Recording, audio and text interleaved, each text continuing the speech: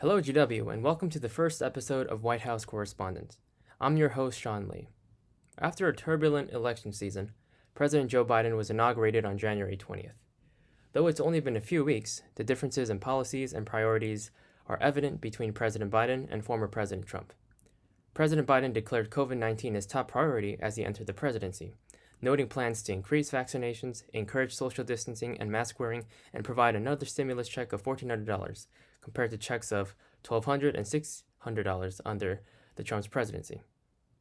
The Senate GOP had a smaller budget of $618 billion compared to the Democrats' $1.9 trillion.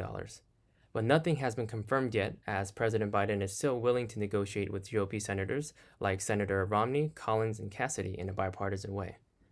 However, it is important to note that there were mentions of a $2,000 stimulus check that had been touted in the lead-up to the 2021 Georgia Senate runoff elections. This offensive stance on COVID-19 is a stark contrast to Trump's handling of the pandemic, which included hosting super spreader events and promoting false statements regarding the vaccine and the virus. Under Trump, the U.S. was able to provide approximately 32 million vaccines to citizens, which fell short of the administration's promise to deliver 40 million vaccines to citizens. But as of now, under President Biden, the vaccine rollout has steadily increased due to the new administration purchasing over 100 million more vaccines. In addition to COVID-19, environmental policy was a hot topic during the Trump presidency. In 2017, President Trump decided to remove the U.S. from the Paris Agreement regarding climate change mitigation in favor of bolstering American oil and gas industries. Additionally, Trump took a deregulatory stance on the environment and granted permits to support the continued construction of the KEYSTONE XL pipeline. President Biden's position on environmental regulation is almost the complete opposite of former President Trump's. President Biden has made one of the top priorities of his presidency to be environmental regulations, which includes returning to the Paris Agreement, investing in more renewable energy infrastructure, and even using his power within the first weeks of his term to halt all construction of the Keystone XL pipeline. And President Biden has also stated that he aims to orient the U.S. towards net zero carbon emission by 2050. This prioritizing of the environment comes at a time when over half Americans who voted in the 2020 election considered environmental protection to be the most important issue to face during the new presidency.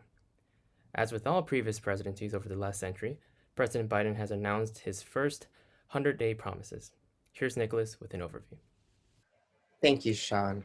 Within the first 3 days of his presidency, Biden signed over 30 executive orders, many of which reversed Trump-era policies. Some of the key highlights include the laying for the foundation for a $15 minimum wage, stopping the country's withdrawal from the World Health Organization, rejoining the Paris Climate Accord, canceling the Keystone Pipeline, requiring non-citizens to be included in the census, and reversing Trump's Muslim ban, which placed restrictions on U.S. entry for passport holders from 7 Muslim-majority nations.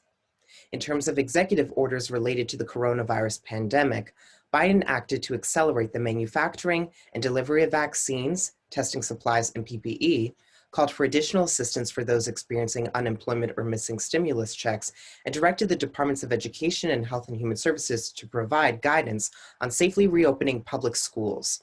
The Biden administration also set a goal to administer 100 million vaccinations within the first 100 days, but now believe they are on track to potentially reach 200 million. So far, over 34 million vaccines have been administered under the new administration. Though we are only 29 days into the first 100, Biden has begun to follow through with these promises. The progress can be compared to Trump's during his first 100 days in office. Trump outlined various goals, including lifting Obama-era environmental and healthcare regulations and deporting millions of immigrants entering the nation illegally. Within the first 100 days, most of these goals were achieved, though many remained just promises. Trump signed executive orders to allow for the continuation of construction for the Keystone XL pipeline.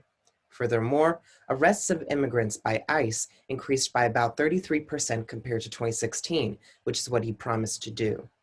However, many of the constitutional amendments and new regulations he promised to impose or push forward, such as term limits on members of Congress or the Clean Up Corruption in Washington Act never came to be or were not able to be enacted via presidential power alone.